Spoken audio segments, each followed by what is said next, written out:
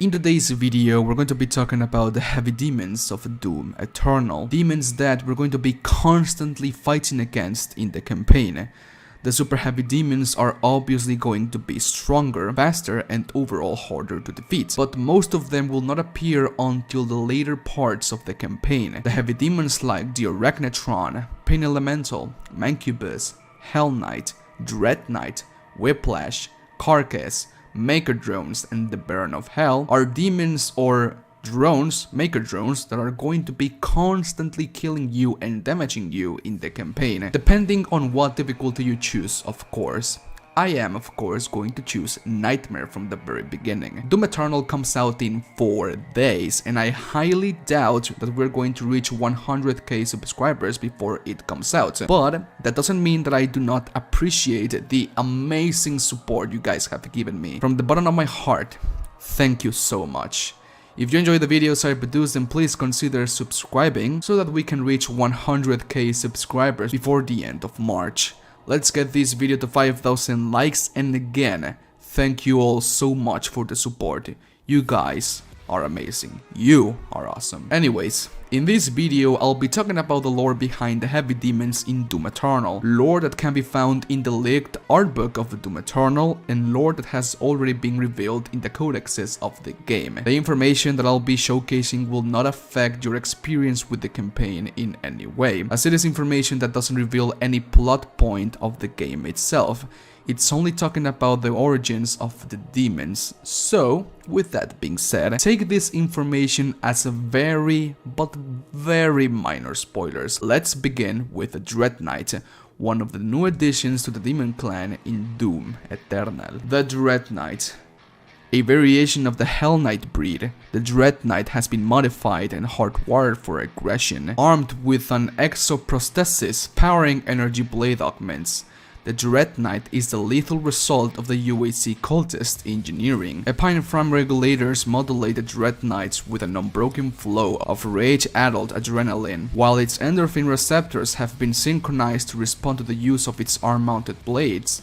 With each kill, the Dread Knight is injected with a flood of artificial dopamine. As a result of its augmentation, the Dread Knight is driven by a biochemically engineered state of pure, unbroken rage, a suffering for which respite can only be found in the act of the kill. So the UAC cultists are at it once again, making the demons who were already filled with rage and angered even more enraged and more angered. The Dread Knight is a variation of the Hell Knight species, and in fewer words, every time the Dread Knight kills a target, the Dread Knight will be injected with artificial dopamine. Basically, every time he kills, he feels good. If that is not metal and twisted as hell, then I honestly do not know what it is. I'm honestly very surprised about all of this, and I am also surprised by this. The Whiplash is not only a new demon in Doom, but it is the second female demon in the story, or third if you count the Spider Mastermind. The Whiplash, a scavenger of the hellscape. The Whiplash creature was first discovered by UAC expedition teams in the Black Desert of the Sanctum Wastelands.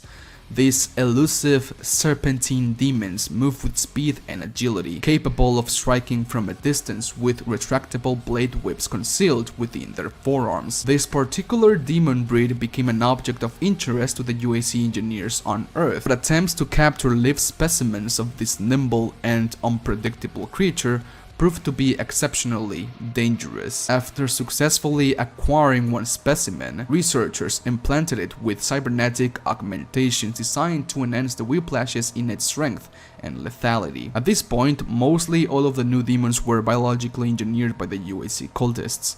I'm actually very curious to see how these heavily modified demons looked before they were mechanically enhanced by the cultists. And well, another demon enhanced by the cultists, the Carcass demon. The Carcass acts more like a support role in the combat encounters.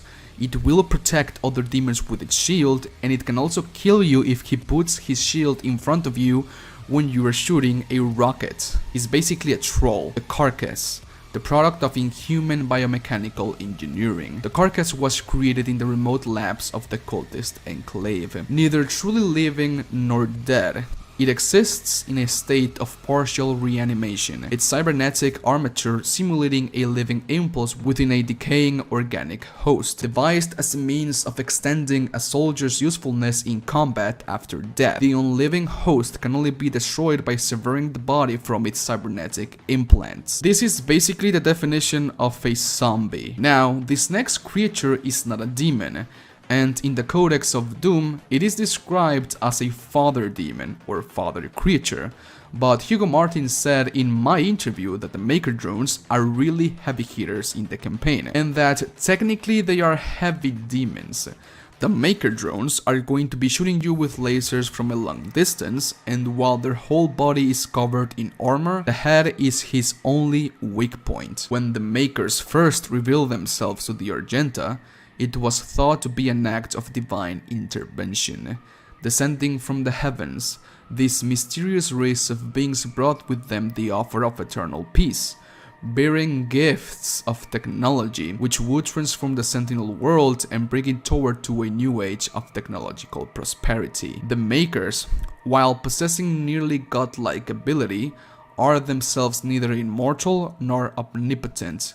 In pursuit of greater power, it was by discovery of Argent energy that the Makers became capable of prolonging their lifespan. With the use of Argent, the Makers are able to delay the natural aging cycle that over time threatens to transform and degrade their organic bodies. At the time of death, a Maker will go through a ritual known as the Unification, where its body is left behind and the soul is merged with the collective consciousness contained within the homeworld of Urdak. A shared consciousness of the Makers, a neural network matrix to which every Maker is connected, has since its inception been dependent on the life force of the Father, the progenitor of the Maker race. So let's settle this once and for all.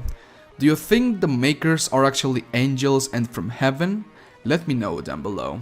The Arachnid Ron is also a new demon introduced in the campaign, and it is actually the first heavy demon you will encounter in Doom Eternal in the first mission. The Arachnid Ron. Arachnid Rons are built with genetic material recovered from the remains of the original Spider Mastermind, then fused with deadly machinery. While its actual body exhibits limited mobility, the oddly cerebral qualities of the Arachnid Ron make it a prime candidate for the impulse-controlled prosthetic frame that it now permanently inhabits. The UAC facility, responsible for the Arachnid Ron's creation, intending to engineer and weaponize demons of its own design, was overrun after an outbreak occurred at its assembly plant, killing everyone inside.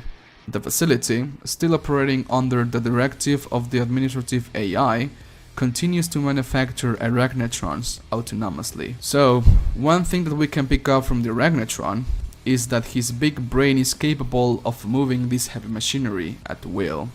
Big brainy time. Next up is the Pain Elemental, one of the most annoying demons in the Doom franchise. The Pain Elemental, an aberrant creation of the Umbral Planes.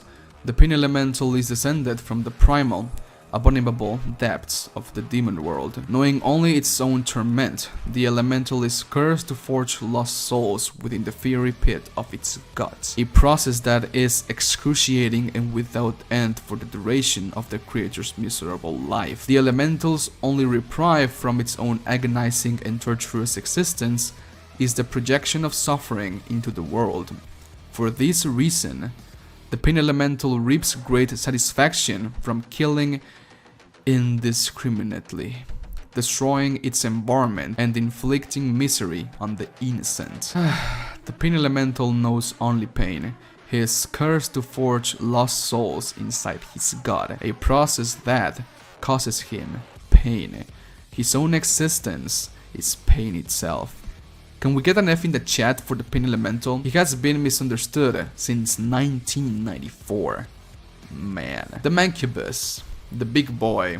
The Mankibus, a hulking behemoth of the demon world, is notably different from those of its kind first encountered by the UAC expedition team on Mars. Unlike its brethren, which had a naturally occurring armored carapace, This variation shows clear signs of man-made modifications. Armor plating augmentation to its exterior and a sophisticated arm-mounted weapon system indicate a clear intent to upgrade and weaponize the fighting capacity of the Mankibas, whose heavy stature and resilience make it a formidable threat in battle. And lastly, the Revenant, humanity's first step to demon-like power and appearance too. The Revenant program, a bioweapon experiment utilizing reanimated necrotic human tissue, was believed to have been destroyed with the collapse of the UAC facility on Mars.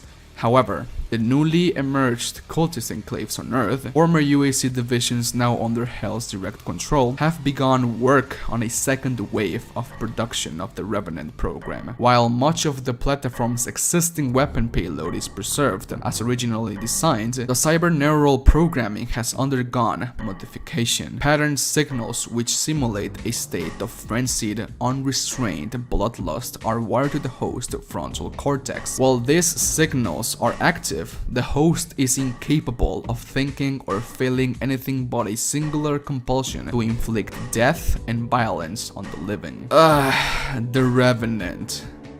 The one I hate. And so, okay, Spartans, that's all the time I had for today's video. Please let me know what you think about this video down in the comments section. Leave a like if you did, and a dislike if you disliked it. Do not forget to subscribe, and thanks to all of my patrons who made this video possible. And do not forget to follow me in all of my social media. Thanks for watching. Adios.